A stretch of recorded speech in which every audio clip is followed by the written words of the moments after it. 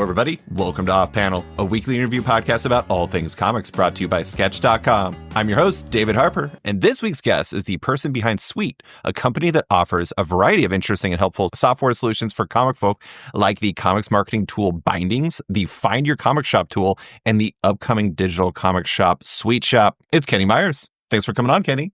It is such a pleasure, and I'm so nervous, David. You don't need to be nervous. I'm so nervous because we were talking a little bit, like my parasocial relationship with you is very high, and I love the show, and it's informed some of the things I've done. So I rarely get nervous, but in this case, I am a little with you. Well, if it makes up for it, I'm not nervous at all. So we'll counterbalance each other. That feels totally fine. It's that empathy that really draws me in. Yeah. We're balancing each other out. We're exactly 50-50 right now. But so we're recording this on a Saturday morning. You told me before via DMs on Blue Sky that Saturday is a sweet day for you. How are things looking for you today? Good. We're going to be working on the shop today, our digital comics store, and really focused on making, like all things, you have to ingest a bunch of metadata from different sources. There are people working to make that easier, but for right now, it's like a whole bunch of different opinions on what comic metadata that you have to like dial down into what your product is. So it's really fun. It's really nerdy programmer stuff, but that's pretty much today. It's literally like Excel sheets to database, which sounds exciting for the comic creator community. So for listeners that don't know, metadata is stuff that comes in basically from, well, I mean, I guess I assume it's the same as what goes into comic shops, where it's like the title and creators and genre and these are the covers and this and this and this. So does that mean that the Comet standard, which is the thing that they're working on right now, where they're trying to standardize it so that data is consistent across publishers and distributors, is something that affects you too? Ideally, I would love for that to affect me. I mean, it depends on the publisher themselves. They're all sort of, this is going to be the most insidery baseball. Oh, yeah. Side of this, of the podcast you've ever had. Like each publisher has their own take and their own version of their metadata, and even things like how they categorize series versus like season, and they're like different per publisher. And you know, a lot of publishers are used to either like Amazon, where they, in the digital space, or submitting to Diamond, whatever that is at these days. They just have their own take and they sort of funnel it in. So we have to create a funnel too. But no one's really on the Comet standard quite yet from my taking. No. But I would love that, and to support that project too, with tools on the software side. But so it's always kind of a mess. It's actually one of the most difficult parts about running a digital comic store, humorously, is the metadata handling. I think it's one of the most difficult parts of running a regular comic shop too. I mean, you got that in common. You should have been at Comics Pro this week. What are you doing in Seattle? You should be in Glendale. Oh, shame on me. I know. It's because I want to make sure when I show up at Comics Pro that retailers in particular know I come from a genuine love of comic stores, and I want to make sure that if I'm going to be there, I have something really meaningful for them that can actually help them. And while those are kind of in flight, they're not quite ready to show yet. So maybe New York City's new retailer day, but we'll see. But yeah, I know I feel that shame too. I got FOMO for it. Yeah. So much FOMO. And like all the publishers are there. And I'm just like, it looks like a lot of fun and a lot of good people. And so, yeah. So total FOMO with you on that. I don't normally get that, but for some reason, I'm the exact type of nerd that Comics Pro is something I generate FOMO for. But so today being a sweet day suggests to me that you're actively doing other work, because if Saturday is a dedicated sweet day, other days are something else. Is Sweet currently like a high-end side hustle for you? What is it? Sweet is a bootstrapped business. So I do some contract work to funnel cash into it, because right now it's all as a contractor, as sort of an engineer. I don't, literally every day is Sweet Day, but this is a particularly carved out day where me and my partner Ben, and we're working with a designer named Matt, like can focus on specific problems we have to solve. So technically, I'm just working all the time, and I occasionally take on contract work too, because it's huge. Like what we're doing is very big and obnoxiously ambitious. And I'm not like the Silicon Valley type who's just like, it's going to change the world. It's like the cruel joke of Silicon Valley. But, you know, as our stated mantra is, and I apologize for swearing, we just want to make things like a little less shitty for everyone in comics. Like that's our goal. It's literally on our site. And I mean it. And I mean, like, I'm porting over things that you who is a digital marketer by your day job, like to me are very they make things easier to sell comics, which is very challenging right now for I think just about everyone. Yeah. Well, before we get into some background and everything else, I do want to set the stage for listeners. We've been talking about Sweet. Sweet is your company. Sweet is the umbrella ship with the 3 different products under it as of right now. Kenny, what is Sweet? Can you set the stage a bit for us? The Suite are those 3 different products, but it is Suite is a company who, like I said before, like I want to make the digital space a lot better for creators. There's a lot of problems that have not just creators, publishers and retailers. There's a lot of problems that have arisen not only recently, like with the Diamond bankruptcy, but also like their horrible website, Comic Shop Locator, which I've always found as someone who works in web, like really terrible to use.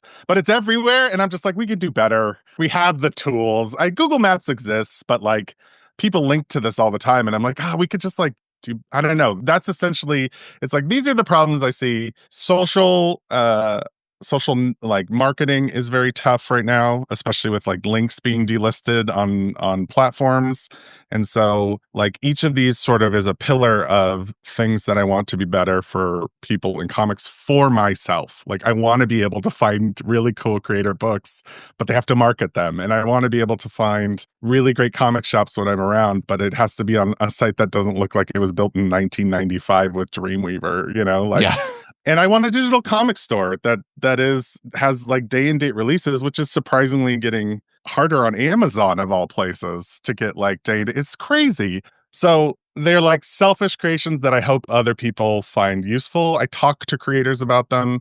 I do good market research, I hope. And yeah, I mean, what is Sweet? Sweet is literally building tools for people to sell more comics because comics are the best and there should be more comics and it should be more equitable for just about everyone involved. So I mean, 2 of the biggest problems there are in comics is like discoverability. Like not just there's 2 levels to it, right? There's like finding where you can buy it, whether that's a comic shop or it's a digital vendor that is actually going to work in a real capacity that has the comics you're looking for.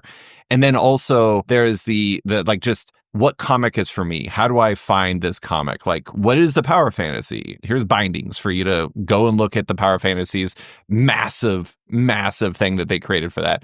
So you have those, and like that makes a lot of sense. But when you're looking at the space and you're deciding what you want to do, like what is your starting point when you go into building a new project? Is it like looking at the industry and situation and doing analysis of what is there and what's missing?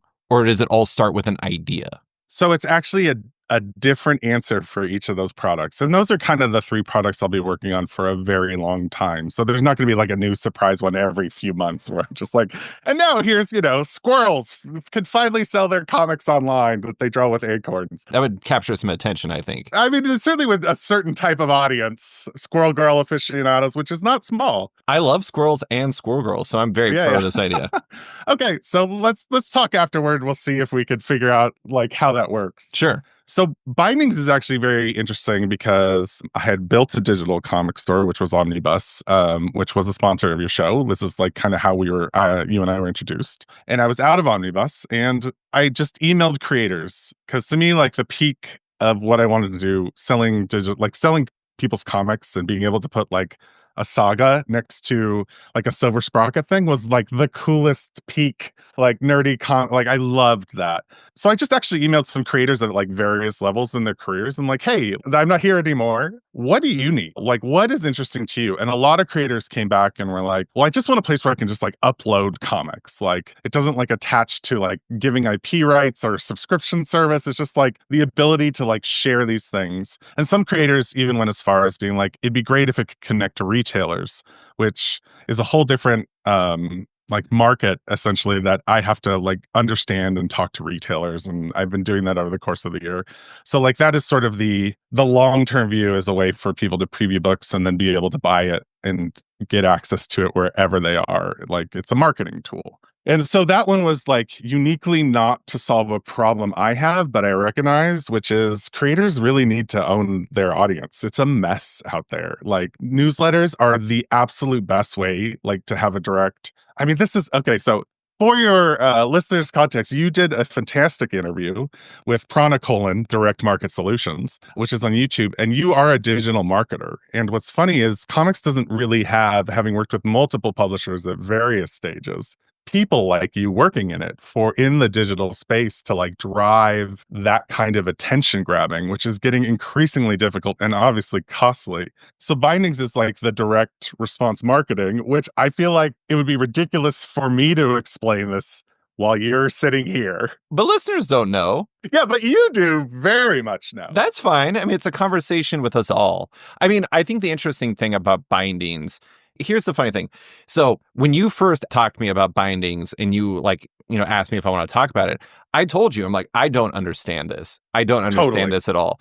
And I really didn't until like the thing what I mentioned earlier, the power fantasy. Kieran Gillen and the rest of the team there did one for the power fantasy, and I understood it through actually seeing it executed. And basically, it's kind of like a hub for everything you like. You can create it for I'm guessing for a creator. You can create it for whoever you really want. But in their case, they create it for a book. It has everything you need to know.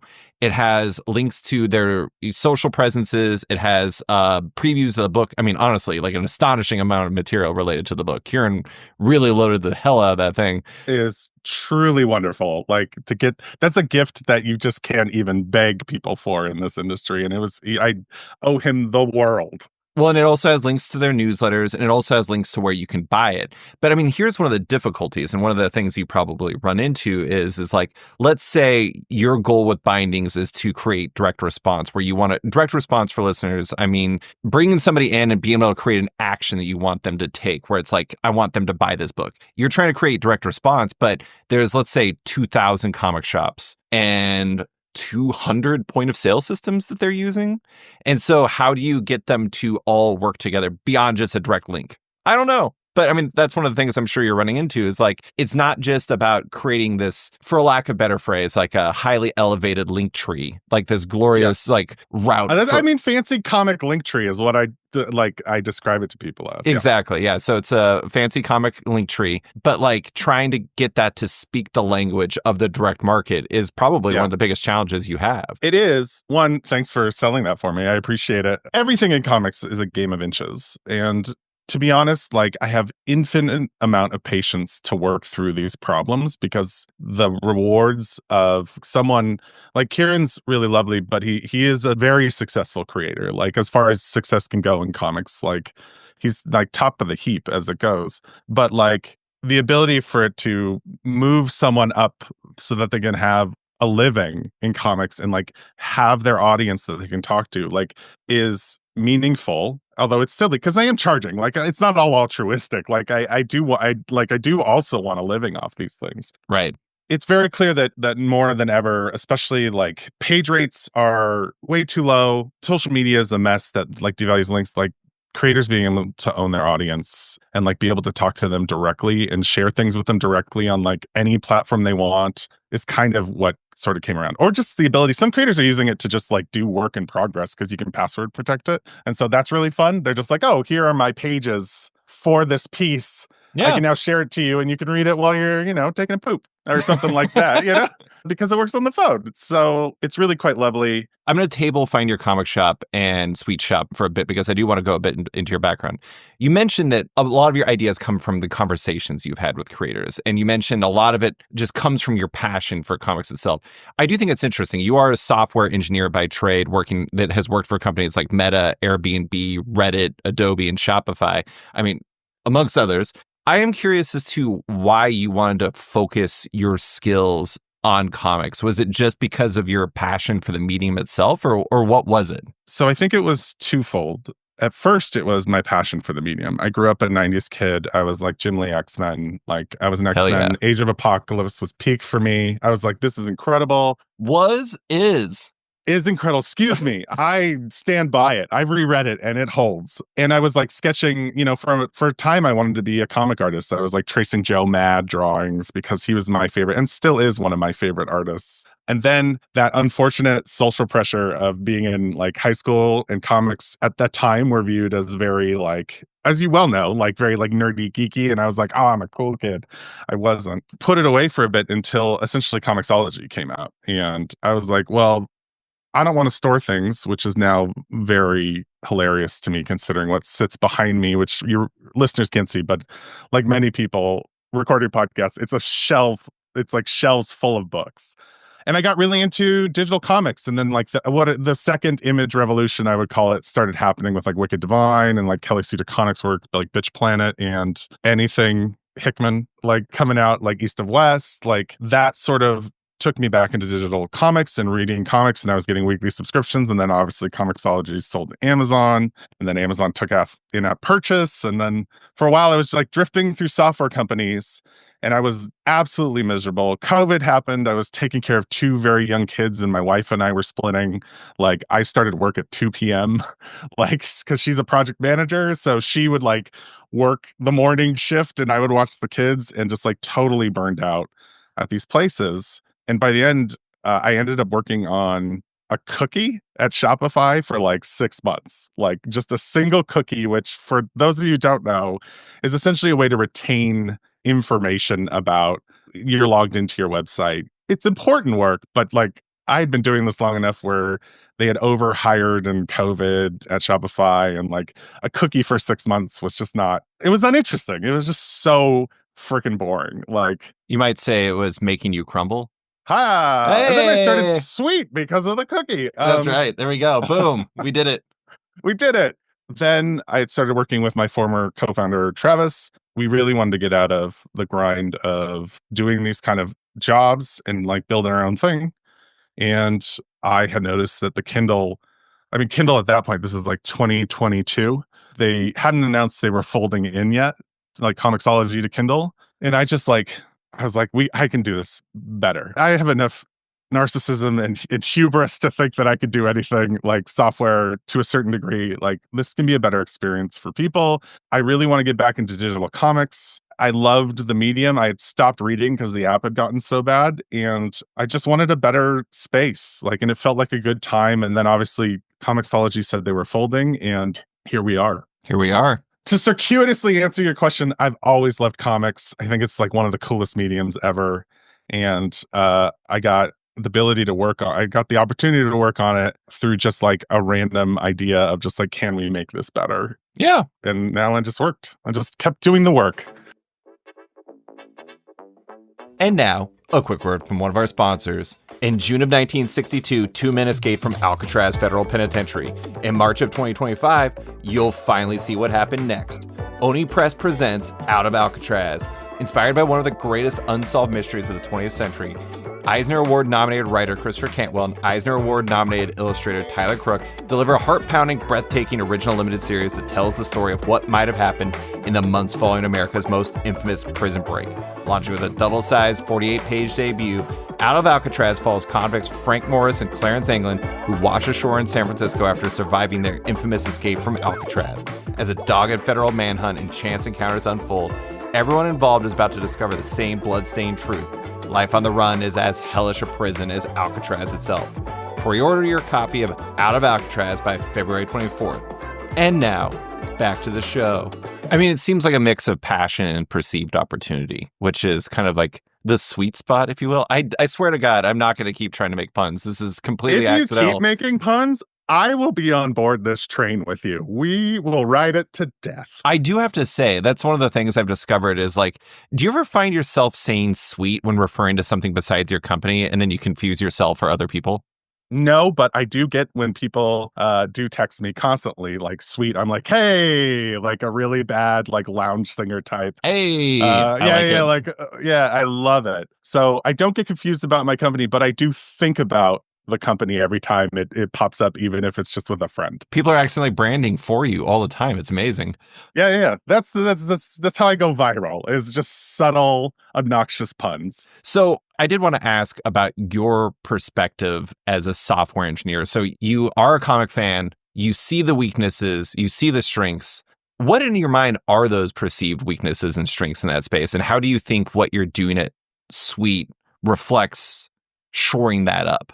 So, I mean, the software engineer context kind of doesn't, because it's really just like user experience, right? The user experience in most things for comics is just pretty terrible. Like, it should be fast, it should be responsive, and it should let people do what they're supposed to do, which is read the books in like any form or context, right? Like, the promise of digital is it's available everywhere. That's my perspective as an engineer, is like, we can make this available to people who don't have comic stores, Right. which is not necessarily what VC funded things like. They build walled gardens. They essentially are just like, They don't want you to leave. yeah, they want to sell you what they don't call NFTs, but are really NFTs. Mm-hmm. And so my vision is sort of more of the like spread of comics, like digitalization should make things accessible. And my sort of leanings is that it also make it like equitable for creators. And to me, those aren't solved problems. Like Webtoon, for example, is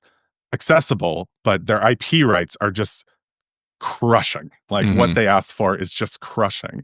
Global Comics is accessible, but doing things by subscription has been shown in Spotify, has been shown in the current Netflix. Like, you know, everyone's like, they get you early, they destroy Hollywood, which wasn't a great place to begin with. And then they charge up their subscriptions. Like, it makes it accessible, but it's not equitable for creators. So as a software engineer, the internet to me is the equalizer. It's that people can find a living, if not to a level where they can, you know, have money fights with each other in the Caribbean. They can at least have a nice life, including myself. So when I think about that, that's usually what I'm thinking about when I do things like bindings, which is just really as cost effective as I can make it, but also like it affords me like a nice life if it goes very, very well. Find Your Comic Store is free pretty much, and I just view it as marketing for what we're doing. Like, it goes in the marketing budget. It's not aggressively. Like, retailers are so fun. I can't wait to add your store when you finally launch it and sit in the podcasting room of your store in Alaska. And yeah, so like that was the promise of the internet that has been very broken by walled gardens since like 2009, where you're like, everyone will get access to everything. And I still, maybe foolishly, but believe that is very much what I'm trying to do. I think one of the interesting things about your background too is at least as far as I understand, you have kind of a more of a mobile lean. And like, that's one of the things that, I mean, besides Webtoon and like Tapas and like vertical scroll type, you know, services, platforms, apps, whatever you want to call it. Yeah. Mobile has not really been leveraged in a really useful way in comics. Do you find that a lot of what you build, you view it through the prism of mobile because like that is a perceived weakness, perhaps? 100%.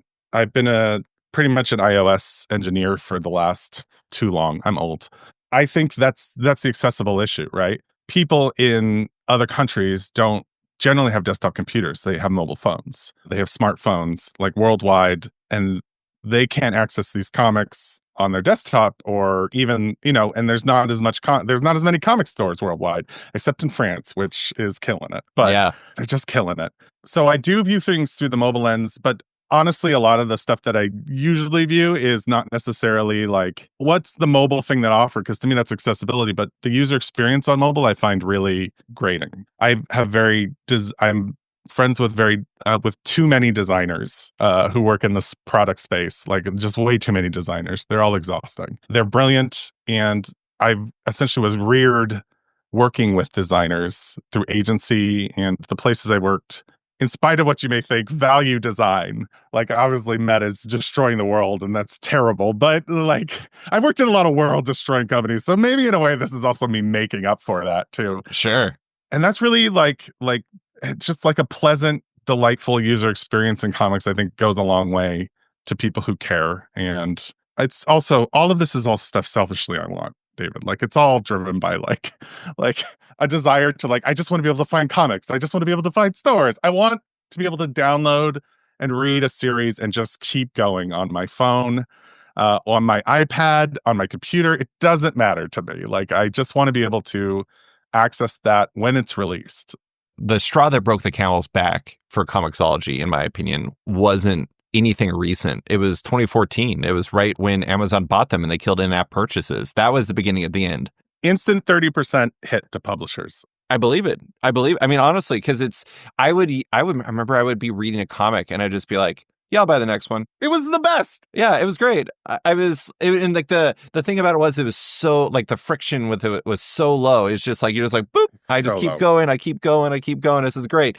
I do think that's one of the interesting things is it seems like a lot of what you're trying to do at Sweet is like, there's kind of two levels to it, right? There's like you do view it through a mobile prism, but what you're trying to do is you're trying to find a way to solve problems that exist for creators and the industry through your expertise and like the things that are not currently being done. Is that kind of where your Venn diagram lives? Yeah, and like a lot of people in tech, essentially just stealing ideas that work in other, like I saw in tech that were very valuable. Like direct response marketing isn't new to comics, and comics obviously has been doing it for a while, but in the digital space, it doesn't really exist. Like creators don't know they have this tool with their audience to a degree available to them, even though some of the more intelligent ones are like, I don't want to say intelligent, like the people who don't are stupid, but some of the more like savvy digital ones have like Patreons, like Liana Congas, who they have a brilliant Patreon. They're incredible at building community. And it's like to encourage that kind of behavior so that they can actually just like go to 7,000 different publishers, new ones popping up every year, get their books out, but like we can find them.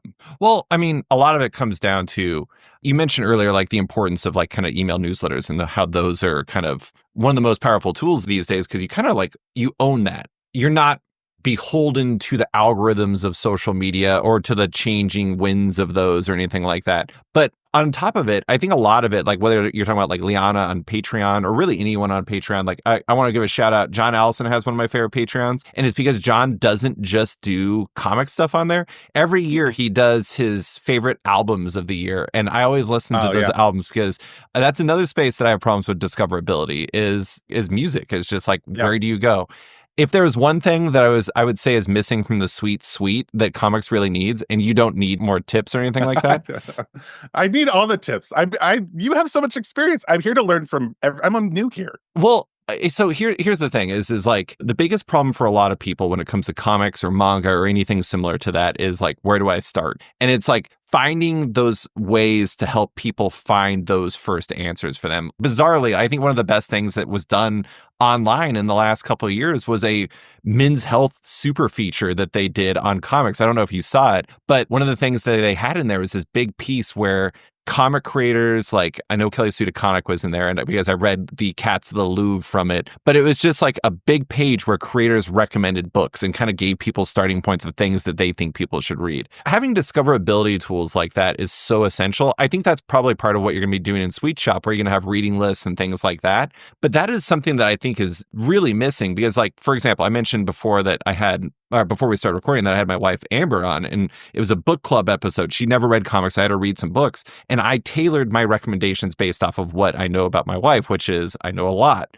People don't really have that outside of comic shops hand selling. And like, what is the digital answer to that question? What is the digital discoverability tool? And you're smiling because you already are doing something like that, aren't you? I mean, yes. I will tell you that there are things we're working on that are part of the app, that are part of Sweet Shop. And I think that is the ultimate discoverability place because you can buy it immediately, right? Like someone could recommend something to you and you can just like instantly go in and make them a fan very quickly. They can preview it. Like that's the promise of digital. Literally, like is like you don't have to drive anywhere. You can just lay down in your bed and be like, Jim sent me this comic. I'll check it out. And then I see the preview. I'm like, okay, I read it. And then I go to a store and buy the hardcover. Right. Like that's the promise. To that end, with just like finding new things, the two apps that I love the most, which I think you probably are very aware of because I know you're a gamer too, are Steam and Letterboxd. And my approach to what Sweet Shop is going to be is like, like the joke is it's the Uber of blah, blah, blah. It's like, Mine's the weird mix of, it's like the Steam of Letterboxd. Like, it just makes no sense. But the combination of Letterboxd's community and like drive to like find films through a hard-earned community. That's a very difficult thing to do because Nazis exist on the internet. I'm going to use this word, assholes very much exist. I Oh yeah. apologize to you. As you know, as a public figure, like, those are my two combinations. And like the way Steam kind of lets you opt into putting your sort of gamer identity out there.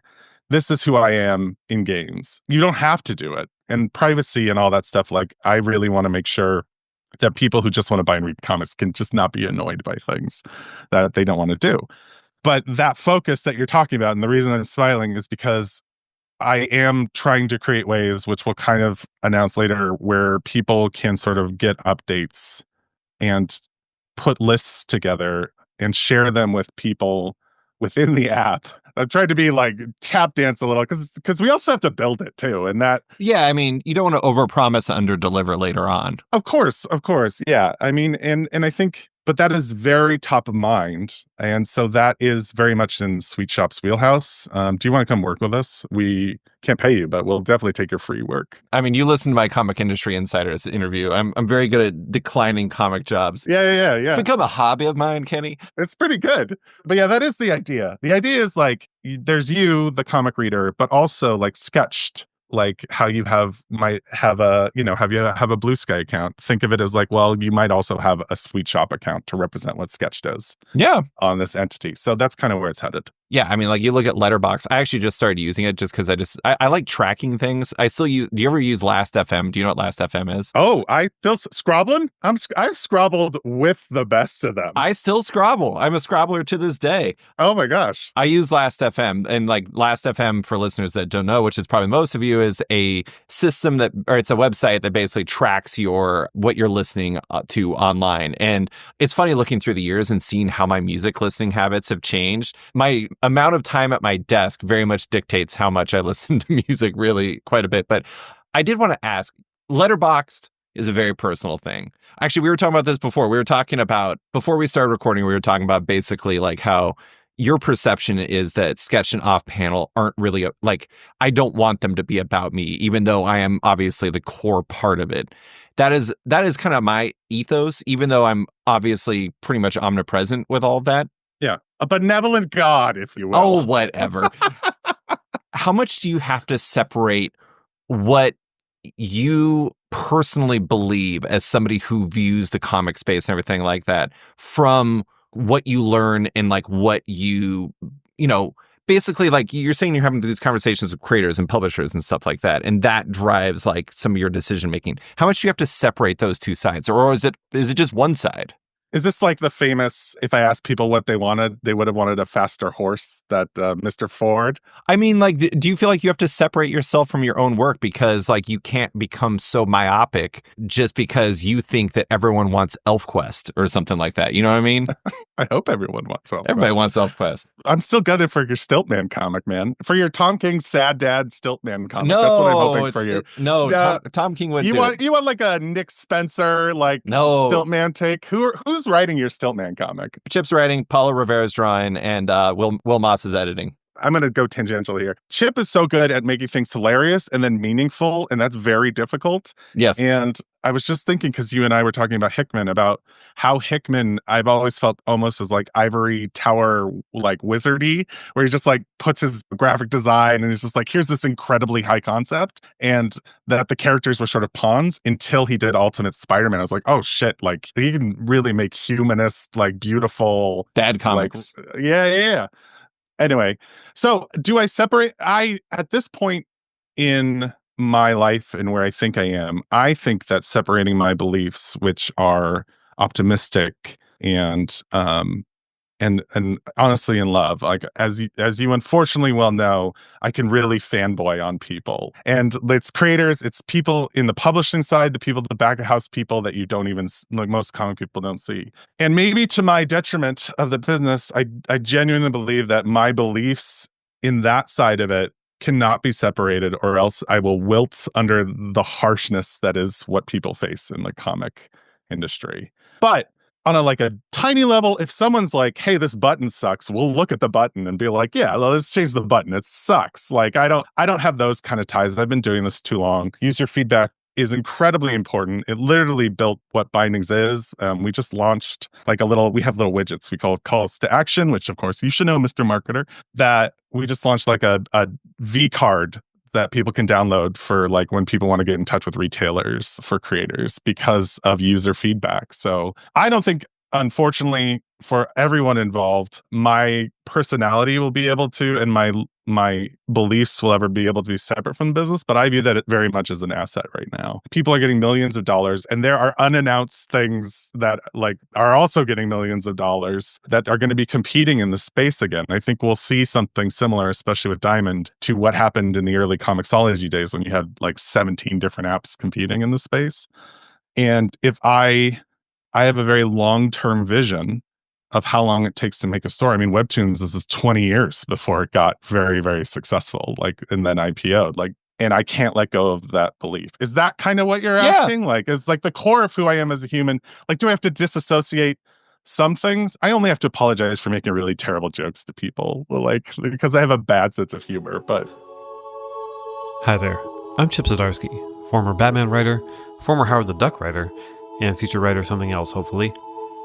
If you're anything like me, you hate comics and the people who make them, including myself. And in this hectic, horrible world, you should know your enemies. Which is why I've created Zdarsky Comic News, a monthly physical newsletter that's only available in comic shops.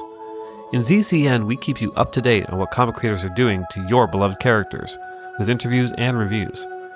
ZCN has fun features, games, and biting editorials from me, Chip Zdarsky. And I'll be publishing this until things pick up for me at... Oh wait, just a second. Looks like I just got my next assignment. Let's see. Oh, Howard the Duck. Okay. Anyway, check out Zdarsky Comic News in shops everywhere. And if your retailer doesn't carry it, never shop there again. It totally makes sense.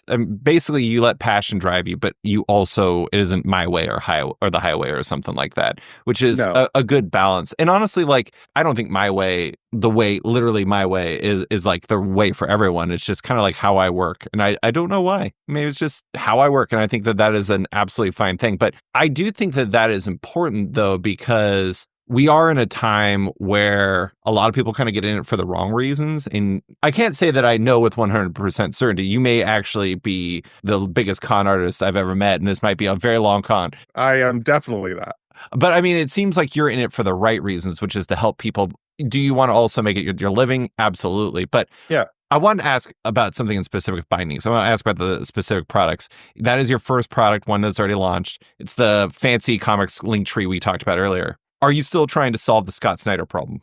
Oh, someone did there. Yeah, so let me talk about the Scott Snyder problem. It's kind of the core of Bindings, isn't it? It is very much the core of Bindings, and we're launching Shelves soon, which is essentially my Scott Snyder. If you're listening, like, come on, man. Like, I'll talk to an agent. I will talk to anyone at any level in comics. But the Scott Snyder problem is a really annoying thing, and it ties back to discoverability, which can never truly be solved in a digital store because of exclusivity agreements. Your distillery has its own, for example, digital store. You can buy distillery volumes on Amazon, but you can't buy the individual issues. Scott Snyder signs up for friggin' everything. He has like 17 publishers. He's a prolific writer and one of the best in comics. I'm going to try to do a list off my head. DC, Distillery, Comixology Originals there for a time. I don't know if that's still happening. I think he's still doing it. IDW. Mm-hmm. I want to say there's one other one that's escaping me. I know he's obviously Image. Image, he's done Witches and is coming back to Witches, and also is doing Undiscovered Country. Is there one I'm missing? Yeah, his own with Bane, with Tom Hardy. Oh, right. Well, that went to Dark Horse, right? That went to Dark Horse. Right. So I love that you call him Bane. Fantastic. Of course. So Scott Snyder problem. He's everywhere. And so that presents a problem in what way? You can't find what his books are in any given context. You can't find what he's releasing. Amazon to a degree has it, but until it comes to volume, you don't get the distillery books.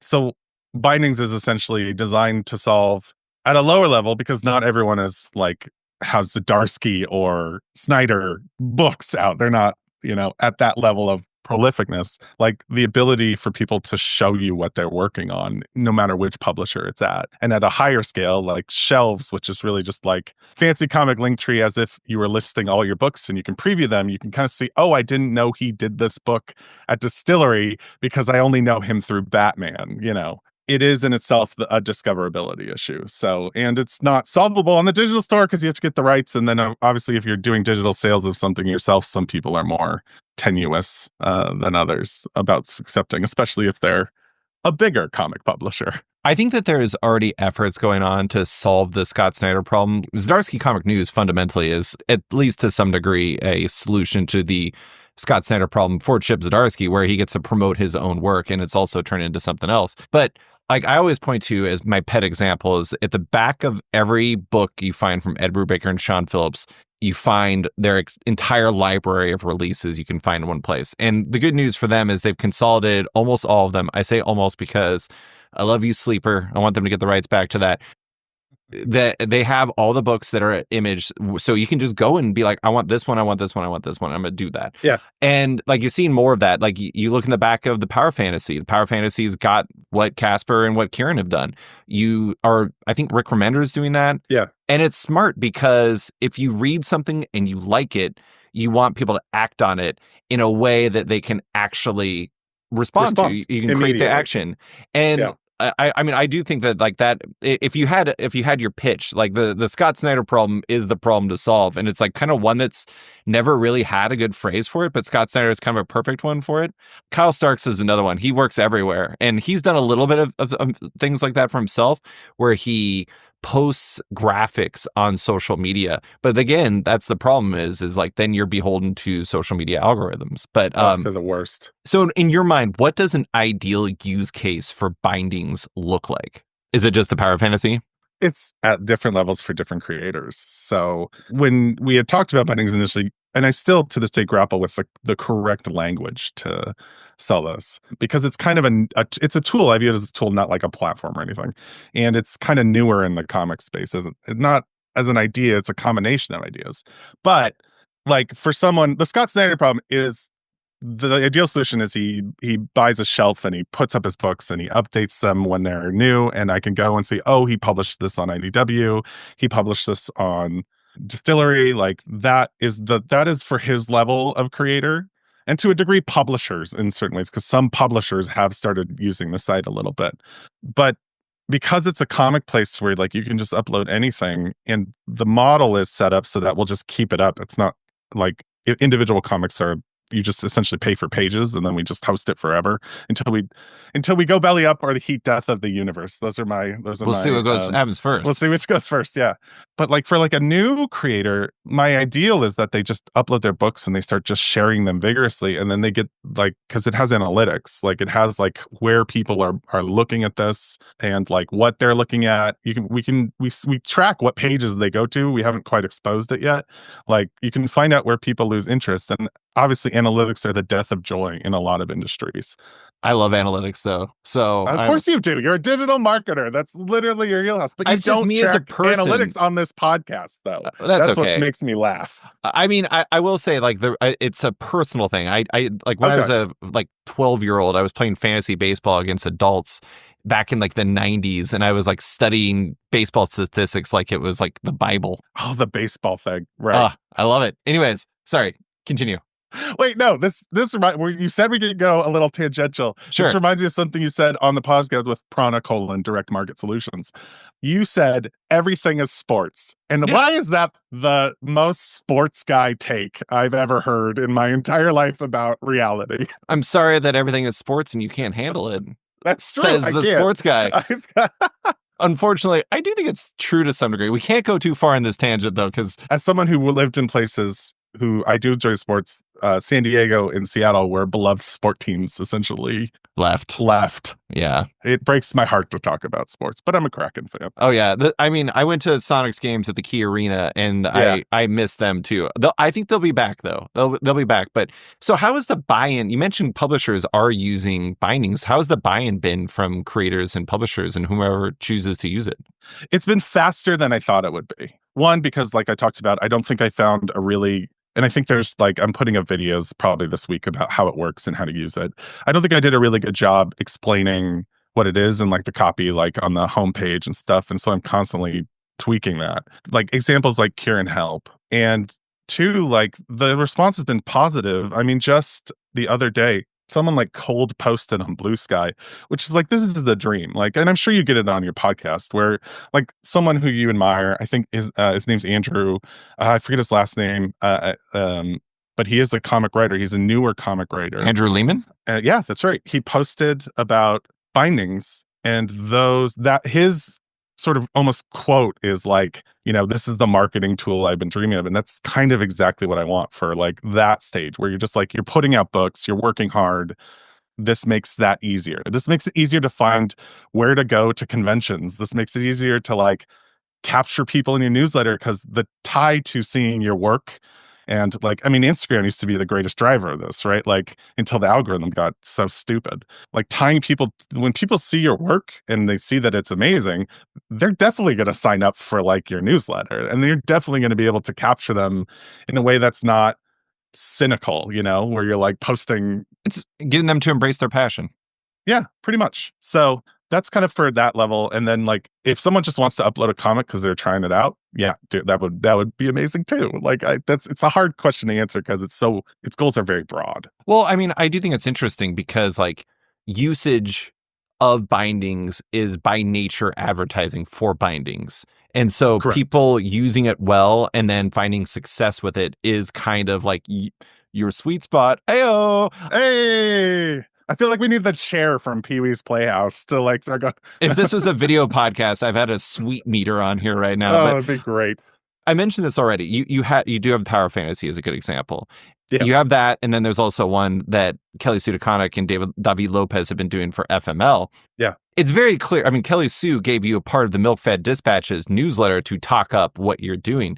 It's very clear you have believers in those two in terms of the viability of what you're doing at Sweet. What kind of impact does that have for you, either professionally or personally?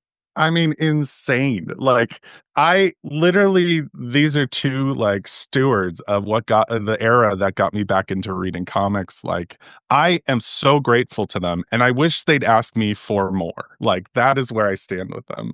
On a personal level, they say don't meet your heroes, but those two everyone should meet. Kelly Sue is like relentless supporter of people. Like if you get her on your side, it is unbelievable. She works so hard and Kieran is just so kind and sending suggestions constantly. And he was a writer and he's a games writer before he was a comics person. And so he's a little like, he's very tech savvy in that regards. And he's very savvy in general. And that's like, as a fan, it's ridiculous. And it's really hard to not just fanboy out all the time. I mean, even like, again, like you've experienced, I'm in my 40s. I become real fans of people in this space. TechQuiz is a very cynical space and obviously full of people who, as on clear display right now, like have ideas that I don't share. Let's put it that way. Right. And so to work in this meeting that is very thankless and also very difficult. I mean, people like comics will break your heart is literally like one of the taglines people will say. And then to meet them and to find that why their reputation precedes them and then for them to exceed it and then for them to support you and also to keep reading their books that they're putting out that they're excellent. I mean, you can kind of be unbiased in a way because like I think you've said before, like you might have to crap on some work that they do like later in thing, like you have to like disconnect in a regard, but it's really fun. Like it's really nice. One of the things that I think is going to compliment myself. I'm sorry, Kenny. One of the things that I think is one of my gifts, if I have gifts, is like I've never really put creators on a pedestal. And I think that's necessary for what I do. And so I like kind of have like this mental like separation where it's like I can read Jonathan Hickman's books and like absolutely love them, but then also remember the time that he told me in person that I have the voice of a much smaller man.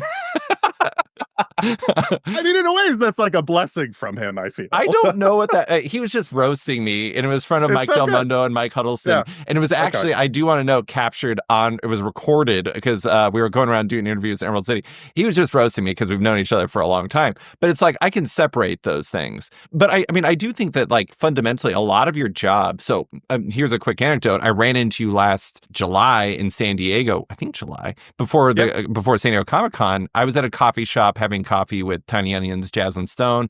And like all of a sudden it was just like random people just started showing up, and Robin Warren was there, Jacoby Salcedo, Declan Shalvey came, you were there, and you kind of seem to know everyone.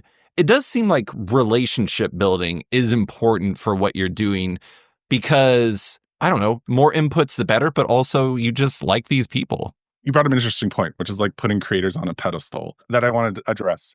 After many years of psychotherapy, like I don't think I'm not saying you put them on the pedestal. I'm not saying that. No, but I think it's a really important thing about approach, and it ties into what you're talking about. I am very self-aware about how obnoxious I can be, one. Two, I have just become humanizing people like creators is delightful. And that includes, like interactions with people like Kieran and Kelly Sue is of course lovely. And there are human aspects to them. Like they are busy human people, and like it doesn't like disappoint me, like the phrase never meet your Heroes, heroes. Like I have a ton of space for people to be human beings, like, and to have stress and to be busy and to not respond. But in terms of knowing people, yes. And a lot of that actually somewhat humorously is because when I went to Emerald City, our joint con, which of course you haven't been to since I started in this. I still haven't been to the summit. I'm like terribly upset about that. Come on down, man. It's in like 2 weeks. You should do it. I went and talked to our mutual friend Heidi McDonald of Comic Speed, and we were supposed to just meet to talk about this new digital comic store. It was an interesting time because everyone was like, there wasn't competitors, and Global Comics was kind of not doing their publisher push as hard. Was this for Omnibus in specific? This was for Omnibus, yeah. Sorry. So before Sweet Shop and Sweet, I built a comic store called Omnibus, which used to advertise on the show. I think we talked about it a little earlier. And so they just were so kind and just started introducing me to people, which, considering I'm in like the tech space, a thing that has come in with like IP hungry VC funded things is like, it was such an extension of kindness. Like Jocelyn Stone's the perfect ideal. I mean, she's so good at what she does. And she just started introducing me to people, and it was such a kindness. And I'm in a game of hearts and minds. And if I'm not winning your heart and mind, like this is a digital space is a mess. Comic stores, including one that I built, have digital comic stores have closed and closed and closed, or got acquired by Amazon and turned into kind of a little bit of a nightmare for people. I'm meeting people because I love the space, and also the people are generous enough to meet with me. Like I need their feedback to build something that's useful for all of us. And so it was, yes, it's very nice to sit at that table, just trying to like find people who I think are doing really great stuff at all levels. Like even like people starting out, like two of my favorite creators who did Kill Your Darlings, which is Ethan and Griffin. One of whom is Alaskan, I want to point out. Oh, gross. Never mind. Yeah. Two of my least favorite creators of all time. Like they're just starting out, but it's clear that they like are working their butts off. And I just love that. Keezy Young, who's been in it for a long time, like she's published at Silver Sprocket. She's an amazing artist. She's got a new book coming out. Like I just had the opportunity to meet her. Like getting to know them, getting to know their problems is how I help, because I do genuinely want to help. But there is also like, again, like it's not altruism because there's an advantage. Like there's an advantage to becoming your friend because I can be like, hey, can I come on your show and sell your wares? And you're like, I need a seat filler. And I'm like, I'll do it. I'll be your seat filler anytime. We can talk about Hickman for the whole hour. And we barely have. I know. And to the degree, though, that's also a little bit challenging for me because I like you as a person. We share interests. It's very parasocial. But I also have something that is beneficial for me to have this relationship. I struggle with that. But I just hope people see, for all my faults, which are many, numerous, and I can like list out an email to anyone, and I'm sure they can add some. I'm really in this for the long term. I'm really trying to build a digital space for people to. I'm the only idiot to do a digital comic store twice, I think. And now, a quick word from one of our sponsors. A month into 2025 and the campaigns keep rolling on Zoop. February has launches from the hit book The Pedestrians, Joey Esposito, superstar artist Adriana Mello, the digest edition of the hit image comic Skull Kickers, along with many other live campaigns to support. Zoop is also partnering with AWA Studios to launch Artists for LA, a benefit campaign to raise funds for those affected by the Los Angeles wildfires. Contributors include Bill Sienkiewicz, Mike Diodato, Dennis Cowan, and more. Original art, signatures, and other items are available, with proceeds going to the California Fire Foundation Wildfire and Disaster Relief Fund and the California Community Foundation Wildfire Recovery Fund. Zoop would like to thank all the creators who have recently submitted projects and urge all creators to submit your project to Zoop.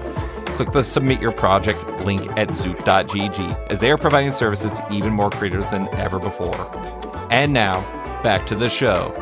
I just have a few more questions. And one of the things I do want to bring up is, in regards to Sweet Shop, again, it's your digital comic book store that's coming to the web, iOS, and Android later this year with a lot of nice features. We mentioned in-app purchases. There's going to be reading lists, DRM-free backups. I'm very interested in the retailer affiliate program, but I'm sure you can't get into that quite yet. You did Omnibus. You're doing the same thing twice, so to speak. Why was that something you wanted to do after also doing Omnibus? Well, I didn't want to stop doing Omnibus, which is what happened was that relationship, building a business and especially a startup, because we did take VC funding, is stressful. And it is very much a relationship more so than like a coworker in a lot of ways. And eventually we just hit such different strategies. This is my former co-founder. We were equal partners and we had such different strategies that we just couldn't move forward. And so we actually asked our largest investor to make a game call on which strategy they wanted to go with. That month, right before Christmas, I got the news that they wanted to go with my co-founder's strategy because, and I quote, which this will always stick with me as just something beautiful, he had better references. That's fair. And 6 months later, Omnibus announced it was closing. I had actually gotten that notice a little bit earlier as a shareholder. And I had tried to actually get back in the business. And unfortunately, the relationship, as some relationships do in startups, is very like Silicon Valley. It got acrimonious. So I got an email that was just like, we're considering all third-party offers. And then the store closed. So at that point, Bindings was well underway. My heart was so broken because of all those relationship building. But honestly, selling digital comics, being able to choose, like I talked about, yes, we're putting Saga up there, but also I can throw this really cool Silver Sprocket comic right next to it. I like that on Bindings, you have Malachi Ward as one of the main focuses, which is great. Malachi's great. Malachi is a genius. I wrote a comic with him. It was very much the Marvel way to write a comic. I was just like, here's some ideas. And he was like, I'm an actual, really creative and funny person. So let me mold this into an actual work. So Bindings does have a comic where it explains what it is that he drew. I want him. Yeah, he's sort of like my John Ratzenberger in a lot of ways. I just want him constantly a part of everything, his artwork, his books. He's my good luck totem. And yeah, and I found real joy in that. I found real joy in meeting people. I obviously felt really sad that another digital store had closed that people had invested their time in and that I had been a part of building. But to sort of tie it in, I knew that I was going to build another shop if Omnibus ever folded. And then it folded very quickly. And my partners at Sweet we're just like, can we do this now? And I was like, yeah, we can probably do this now. And here we are. I mean, one of the benefits is you, to some degree, have pre-established relationships with publishers and obviously creators, but publishers are kind of like the lifeblood of a digital comic shop like that. I mean, that the big thing to me as an outsider for any Comixology replacement is what publishers do they have? If they can't line up the comics themselves, it'll be tough sledding. And having those relationships already probably is pretty important to the viability of Sweet Shop. I know you're not ready to announce any publishers, but you probably are pretty far down those paths already, I imagine. Yeah, and in a way, because of what happened, how Omnibus, what the learnings from Omnibus, we announced Sweet Shop with enough headroom for it to launch, because I know how long it takes to get publishers to sign things, get things on board. And also, to be truly honest, we are going to announce a publisher this week, and it's a lovely one. And some of those conversations with publishers have been like, well, what happened? We've done this with you before. And so like that's an interesting pitch I have to make, because it's just like I do have like the counter, like here's what I learned, here's what did well, here's what didn't. Some publishers, unfortunately, that were on Omnibus have been like really hit by the diamond thing, which pisses me off to no end, because they're very good publishers. Publishers do a really lovely job of curation to a point. Not always the best, but that's really helpful when you're doing a digital store. And obviously they have their own brand and stuff. But I can kind of say, like, if they were on Omnibus at this point, ever having talked to a lot of them with the Sweet Shop, and like I have my deck that I do, that pretty much most of them seems like the team's getting back together without claiming any particular ones. But Nice. That's kind of the gist. You mentioned learnings. What were the big things that you learned from Omnibus that you've carried over to this? You can't have a digital comic store that does in-app purchases without having sales. Like, sales are a driver because of library lock-in. Are you talking about like literal sales, like 30% off sales and things like that? Okay. Yep. Or like bundles are really interesting. Like Humble Bundle does crazy for publishers. Oh, yeah. Even though it seems like it's discounted. They just like, I even pick up books that I own like in Humble Bundles because I'm like, oh, this is great. I mean, it makes things easy on people, and that's a huge part of this. I mean, so like being able to do that, because people like the thing that stores don't have to deal with, the like one thing that stores don't have to deal with that digital does, is people are locked into their Kindle libraries. Like, people are very much like, this is my shop. This is where I spent most of my comic book digital money. You know, I don't want to leave it, even though it's not the best experience. So sales are a way to be like, here's some free comics. Here's a thing, like, you can try this out, and then if it's a better experience, you win them over. Mm-hmm. Sales is one. Pretty rigorous merchandising. I've been reading a lot of like really interesting like store merchandising books lately, of just like refreshing the store, including sales, and like changing the lists and thinking about how to ingest metadata so that we can do that easily with like kind of like smart playlists in a lot of ways, right? Like, and then just more discoverability. A lot of the ideas in Omnibus that were sort of foundational are ideas that I still love. I mean, I pitched Letterboxd and Steam to publishers with Omnibus, and it is still my highest bar. Like, if I can do that for comics, I think it'll be a really fun place, and where people can sell their comics and hopefully make money. Like, we can all just like live off of this amazing thing we get to do. So yeah. And I mean, you know, obviously the team wasn't quite right, and those are more personal things. And I don't want to get into that too much, but I mean, it's relationships. So that's what a lot of this comes down to. Yeah, especially in comics, it's very closely knit. And like, one of the people in comics told me there was a time when they were sitting in a circle of people at different publishers, and they all realized that next year they could actually be at each other's jobs. Like, it was a pretty good observation. Yeah. So you have 3 products. I'm going to skip over Find Your Comic Shop, because I feel like that's pretty straightforward. And also, it just basically exists because you're like, screw Comic Shop Locator. You have 3 different products, all of which are tools for people to read and discover comics in different ways. They each have different names under the overall suite. Near as I can tell, they all exist in isolation from one another. Is it important for you to unite those different products so people know that they're all sweet, and so they work together to solve problems? Or is that not really your focus? They will be, as time moves on, tied together in small ways, but in general, that's not important to me. You know, we do have our little candy and logo on all of them, but you know, I'm not gonna like, it's not gonna be Office 365. You know, like these are different tools for different things that speak to different audiences. It's like creators and publishers are bindings, retailers are Find Your Comic Store, and then readers like me, fans, podcasters. Like, the Sweet Shop is really my dip in the pool there, in hopes that these can all be beneficial.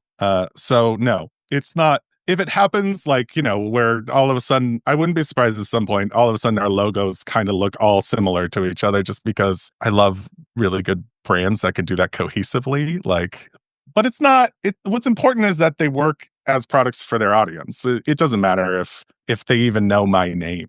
Mm-hmm. It's just a matter of, are they helping solve this problem, and are they generating enough revenue to continue? I suspect I know the answer to this question based off of this entire conversation so far, but one of the big tech questions, at least to me as an outsider, always seems to be sustainability or growth. And as you probably know, the answer always seems to be the latter at the expense of logic or your existence or anything else. What is Sweet's focus? And how do you grow and do it in a sustainable fashion? Because I imagine that's like kind of the big question for all this. Yeah. So I think, I mean, like I said, I've said on this. So you're right. It is long-term vision, sustainability and growth. I'm tired of even having broken digital comic readers' hearts. Bindings, it's actually not necessarily the most expensive costs in digital anything comics is going to be software engineers. So the really lovely part of that is I'm one of them and I can work very, very cheaply for stuff that I believe in. Like the cost to actually like store and serve comics digitally and like stores like Apple and Google handle like the purchasing infrastructure and Stripe as a service for like web that like I all use these Stripe. places. Yeah, it's great. It's very cheap to make and serve digital comics. It's very sustainable. It's the price you would pay, and it's usually across the board. They all have different pricing models, but like for like the shop is of course the biggest question because that's where the growth VC growth market. Like they're either after the collectibles or they're after publisher collecting and like selling things digitally. That revenue is tied at like 30% across the board for Sweet Shop because of Amazon, Apple, and Google having most favored nation clauses in their thing, which is a clause that essentially says you cannot, if you lower a price somewhere or if you lower a percentage somewhere, for like if a publisher gives me 40%, like, and they sell on Amazon, they have to give Amazon 40%. So in a way, I'm hilariously dictated by Amazon still. But I do believe boy, that did really get really tangential because it touches on a lot of like core feelings about things. Oh, no. I mean, that's the tricky thing about your job, right? Is because you are meeting at the intersection of a previous life with something that was like purely professional in a lot of ways, and now something that is really driven by passion. I mean, that ties me into the last question, though. You said comics, the line, comics will break your heart. To some degree, comics have broken your heart. You had the omnibus experience and it was challenging. And instead of saying, I'm done and going back to like, I don't know, some tech company I haven't heard of, you got back in it. You did bindings and you're like, I can do Sweet Shop. What made you want to do that? Is there something in specific that makes you hopeful about the comic space overall? Well, to be totally fair, there was a point in the lowest of lows, like 2 months, where I did cold email the creator of Stardew Valley who lives in Seattle and be like, why do you make a game? Like, what's that about? Like, because I do love gaming. But what actually happened is I also sent those other emails to creators you mentioned before. And then my friend Malachi, of course, who's lovely, and at different stages, and talked to Jaslyn Stone, who was at Tiny Onion, who's like, yeah, I think creators might need this. And I was like, well, everyone is just so nice. And they all doing something so prolific and interesting for me. Like, I was like, I've built these relationships. Like, I'd be crazy to leave the space and not try to do cool things that are helpful because it is a little hubristic, but there are things like bindings, like the sort of digital marketing that I think comics sorely really lacks. And we could do a whole podcast about that. But it's really the people, like any good thing, that brought me back. And the maybe narcissistic belief that I could give them something like, and we could work together in return with my experience in software. It's been lovely. It has truly, like, it broke my heart. And to have it mend in such a truly surprising way has been profoundly lovely for both myself and also my family, who had to deal with a miserable bucket of goo that I was for many months. I don't know, man. You're kind of in same tangential spaces. You are on the more creator side, although your podcast, some of the stuff, like you just did that interview with Susanna Polo, is that Yeah, name correct? Or the guy who did PvP online, Scott Kurtz, are not even like touching some degree comics in a lot of way. What keeps you? Because like it's probably pretty easy for you to get cynical I mean, you've seen like there's always that 10 minutes before the podcast starts where you've seen like probably different shades of people at this point. Sure. You are optimistic, I think, about comics. And how do you keep that? You've been in this game much, much longer than I have in a very interesting role where people like me are like, can I come on and sell my wares to you? You know, like medicine men. I'm curious, like your thoughts. I mean, I think a lot of it comes down to the fact that I'm just an optimistic person by nature. There's challenges to that sometimes, I'm not going to lie, especially these days. But I think that, I mean, I said this on Comic Industry Insiders, you listen to it. Basically, my take is that half of the problem, if you can boil it down to problems, is like product, and the other half is like getting it out there. And comics by nature comics are great. There's so many great comics. Like, So great. my problem is not, oh no, it's like with TV or movies. It's like when I look at the movie theaters, it's like sometimes like I have a hard time figuring out if there's anything I actually want to watch that's new that I haven't seen before. And I love movie theaters. I want to go to movie theaters all the time. That is not a problem with comics. My problem with comics is time and money. Yeah. Like there's not enough time and money for me to read all of them. And so it's pretty easy to stay optimistic when I just see how incredible comics are and how incredible the work that the people are doing. So it's like, yeah, there's a lot of really dumb stuff about the way that the industry works and the way that the market works. But at the same time, it's like, if everyone's biggest problem was like, how do we get these amazing things in people's hands in every product, that would be, I mean, that's a nice problem to solve, really, when you get down to it. So that's why I stay optimistic about it, is just like, I still love comics. I mean, every once in a while I get burned out because like I read so much of it, but at the same time, like every once in a while, like I got into manga, and like manga has been this like little treat for me that I just didn't have before. It's like all of a sudden I discovered like a completely different type of food, and I'm like, have you tried this? This is incredible. And yeah, I mean, I guess that's pretty much what it is like, and also it's like, I like to think, I've told people before, is like, I can't tell whether or not the version of people I'm meeting are the real version of them, or if they're, to some degree, like playing a part because they're trying to sell what they're doing. I don't know if you listen to my podcast with Matthew Rosenberg, but he talked about how he's like, by nature, he's, going to be different on an interview with me than he would be in like BarCon or something like that. So it is true to some degree, but at the same time, it's like, you can't completely fake who you are. And so many people, the vast majority of people I've met in comics are great. And between great comics and great people, what's not to love? Man, so you and I are on parallel manga journeys, because we are talking to manga publishers for Sweet Shop, which is different than Omnibus, because my kids read a lot of manga. And so it's pretty spectacular. I mean, manga are comics, and comics are wonderful. And I agree with you wholeheartedly. And I had to learn optimism, mostly from my partner. As surprising this may be, an engineer in tech was very cynical and pessimistic about the world, but it truly is such a wonderful space. And I just want more of it, just more comics, more accessibility, more people, even though the irony is working on a digital comic shop where I have access to the most comics maybe people have access to in the world. I don't read them because I'm working on the comic store to sell them. Like, and until we launch, like, it's the same problem you face. Anyway, it truly is an amazing medium. And while I have had my heart broken, people just keep surprising me with like the joy of who they are and what they're doing. And that is worth its weight in gold. I'm an old man.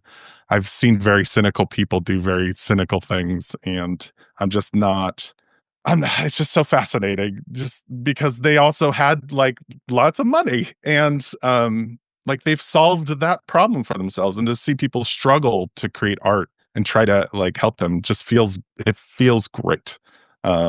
It feels great. So, yeah, I don't know who I'm presenting to you on this podcast. I kissed a lot of ass. I know that, but I do genuinely love the people who are doing these things. It genuinely excites me, such as yourself. Comics may break your heart, but as the fine folks at Comic Book Couples Counseling podcast puts it, comics will mend your heart as well. But Kenny, that is all I have for you. Thank you so much for coming on to talk about Sweet, all of its varying sweets, sub-sweets, all that stuff. You're killing it. I really appreciate you taking the time. Oh man, it's such a pleasure. I will be a seat filler for Off Panel anytime you need. But hopefully your listeners, can tolerate me well enough. Thank you for having me. Thanks for listening to this week's episode of Off Panel with Sweet's Kenny Meyers. You can find his work on bindings, Find Your Comic Shop, in the upcoming digital comic shop Sweet Shop. You can find him and Sweet on Blue Sky. As per usual, big thanks to Deanna Chapman for editing this week's episode. Love Off Panel, want to support it? Subscribe to the podcast on Apple Podcasts or Spotify today and give the show a rating or review while you're at it, but 5 stars only. You can also support the show by backing it on Patreon. Find the show at patreon.com/offpanel. And when you back it on there, you get early access to each week's podcast as well as weekly content and more. Want even more? Subscribe to my subscription site, Sketched, at sketch.com for long-form articles, interviews, and the rest of the site's content. You can find Off Panel and Sketched on social media by following on Blue Sky and Instagram or following me on Blue Sky and Instagram. Big thanks to all my existing patrons, including Comic Book Couples Counseling Podcast, Scott Carpenter, Gus, MK Freigeist, Sauntered, Brian, Chris Robinson, David Byrne, Milton Lawson, T.S. Luther, Benjamin Wilkins, Chris Hacker, John Neesmith, John Auerbach, Dustin Weaver, Brandon Heyman, Aiden Hammond, Faith Aaron Hicks, Ben Rowe, Cameron Brown, Jonathan Breen, Charlie Stickney, Tom Drennan, Jeremy Thomas Burke, Jared Schwab, Scott Dunn, Chip Mosher, Seth Pomeroy, James McEwen, Andrew Lehman, Christina Merkler, Scott Place, Travis Gibb, Darcy Van Polges, Tom Evans, Reed Beeman, Kelly Sudaconic, Max Wood, Jeremy Lambert, Brian Near Levy, Jason Hussad, Kieran Gillen, Jonathan Kent Uratam, Henry Johnson, Dennis Hoffman, Jingo Boren, James Tynan IV, Chris Langford, Jason Wood, Tom Peachy, Ben Domstead, Ron V, Nick Walker, Patrick Coyle, Isaac Oren, Klaus Vandeven, Submen Industries, Jack Mulqueen, Carl Kerschel, Rob Masella, Elza Chartier, Luke Nakashoji, Dr. Luke, Scott Hazelwood, Canadian by Proxy, Bradley Rader, Carl Troy, Brandon DePills, Patrick Brower, Declan Shalvey, Dan Carino, Adam Freeman, Ben Wild, Brian Klein Q, Liana Kingus, Nick Bennett, Susanna Pola, Reed Hinkley Barnes, Mario Tiambang, Robert Wilson IV, Andrew Carita, Stephen Hull, Philip Myra, Chris Pachallo, Torrin Grudenbeck, Fuzz Bubbles, Christopher Todd, Transmitter Down, Waltz Comics and Books, Akil Wilson, Alex Dimitriopoulos, Terry Dodson, Wesley Giff, Sean Kirkham, Julio Anta, Brett A. Schmidt, Jason Goodmanson, Paul Reinwan, Vieta Ayala, Akil, Philip Seavey, Al Ewing, David Kelly, Jason Massey, Adam Bogart, Matthew Taylor, Nick Patera, Jacob Sorelli, Ford Gilmore, David Baraldi, Nick Hall, Bjorn Basin, John Hendrick, Ian Maxfield, Cliff Chang, Colin McMahon, Adam Highfill, Fiona Staples, Mark Abnett, Michael Shirley, Tom Barnett, Jim Demonakos, Norbert, Nick Lowe, James Kaplan, and Mission Comics Art in San Francisco. You guys are all the best. A quick thanks to Wolfpack for letting me use their song Outro as the show's opening theme, and to Upright T-Rex Music, who wrote and performed Off Panel's outro and ad music just for the show. Check out their music on Spotify because it's completely delightful. Thanks for listening, and tune in next week for another episode.